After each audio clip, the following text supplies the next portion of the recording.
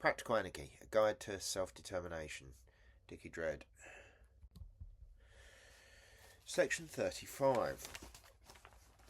Artificial intelligence has entered everyday life with remarkable speed. We're told it will revolutionise medicine, transform education, solve traffic congestion, even halt climate change. Yet, as we saw on the section on surveillance capitalism, technology does not arrive in a vacuum. AI is embedded in social systems, and those systems are already shaped by inequality, control, and the pursuit of profit. Anarchists need to cut through this hype and ask not what the machines can do, but who they serve. Algorithms as disguised authority. AI is often portrayed as neutral, objective, and efficient. Politicians talk of algorithmic decision making as a way to eliminate human error or bias. In reality, algorithms reproduce and often amplify the prejudices of the societies that train them. Predictive policing is a clear case.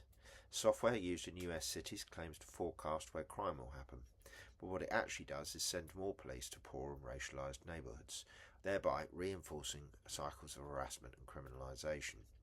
Similar pattern emerges with facial recognition systems, which have repeatedly been shown to misidentify women and people of colour at far higher rates than white men. These are not glitches, they are the logic of the power expressed in code. Later sections will remind us that attempts at barter systems or crypto markets were reabsorbed into capitalism's gravity. AI functions in the same way. It promises liberation but delivers management. Automated hiring tools reject applicants who do not fit conventional profiles, perpetuating inequality. Credit scoring systems track not only financial behaviour but online interactions, social networks, and even neighbourhood postcodes, a digital update of the old postcode lottery that already defined inequality in healthcare and education. AI in the service of states and corporations. The state has eagerly adopted AI for border security, counter-terrorism and social monitoring. Biometric databases and real-time surveillance transform people into data points, stripped of context or story. Migrants are among the most heavily targeted. AI sorts visa applications, flags risky individuals, and even predicts the likelihood of integration. In these cases, the technology is not enhancing human dignity, but intensifying exclusion. Corporations pursue AI for profit. Amazon employs it to manage warehouse workers, minute by minute. Uber uses it to nudge drivers with psychological tricks that maximise productivity. Social media platforms rely on recommendation algorithms designed to capture attention at all costs. These uses reinforce what has been identified as surveillance capitalism. Every interaction mined, commodified and sold.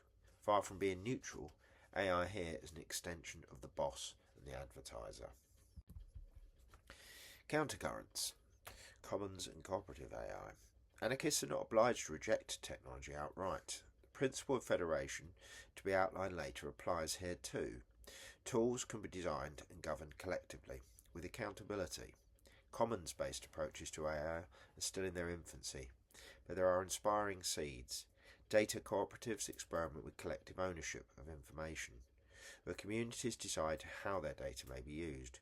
Open source AI projects mirror the peer production models that will be discussed later, showing that collaborative development can out-innovate corporate monopolies.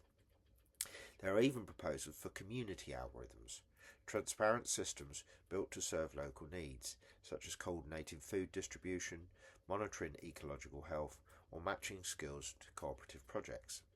These ideas remain marginal, yet they demonstrate that AI need not be the property of Google or the state. As with renewable energy, to be discussed later, decentralisation is key. Small-scale, federated systems are less vulnerable to capture than global platforms. The myth of neutrality and the abdication of responsibility.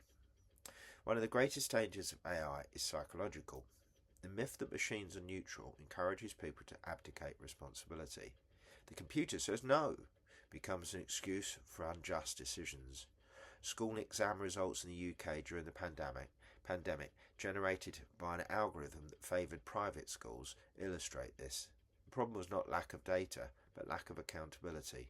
Decisions that should have been made by communities and teachers were outsourced to code. This abdication echoes a warning about the ballot box. Representation becomes management, not genuine voice. With AI, the risk is even greater. Governance becomes hidden behind opaque algorithms, decisions inscrutable to those they affect. An anarchist approach insists that decision-making must remain collective, transparent, and revisable.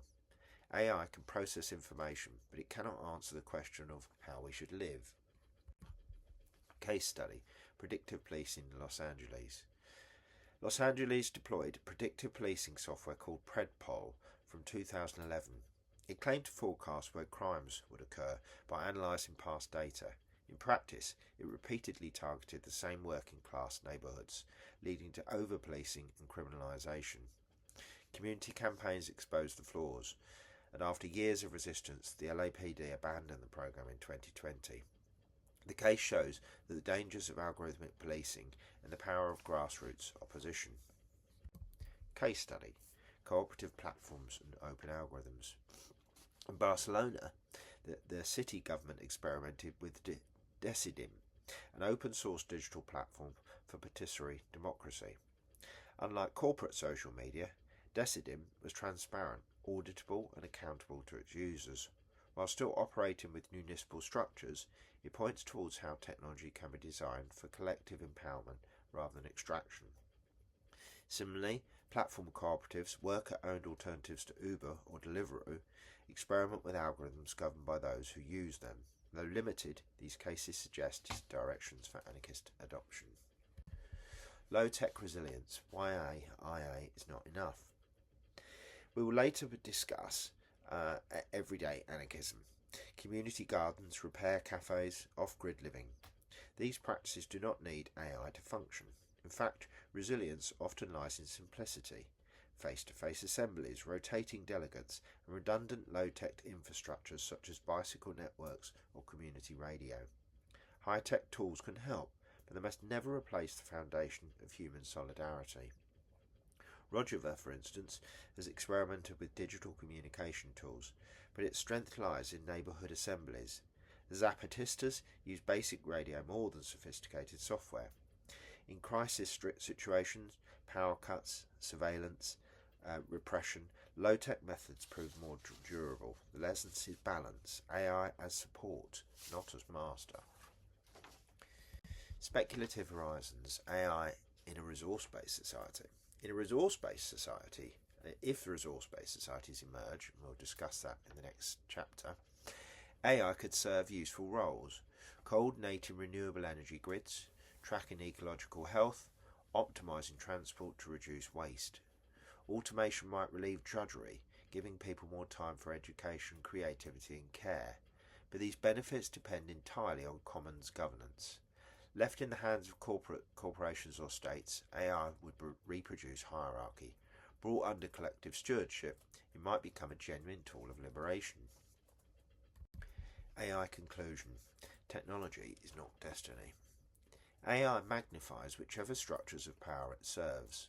In the hands of capital and the state, it becomes another mechanism of domination, opaque, totalising and difficult to resist. In the hands of federated assemblies and commons, it could support autonomy, sustainability and mutual aid. The choice is not whether AI exists, but how it is embedded in social relations. As Colin Ward wrote, anarchism is the seed beneath the snow. The same applies to technology. Seeds of liberatory use already exist in open source projects, cooperatives and data commons. They need cultivation, not blind faith in corporate promises. AI will not abolish politics. The task of shaping how we live together remains ours. No machine can relieve us of that responsibility.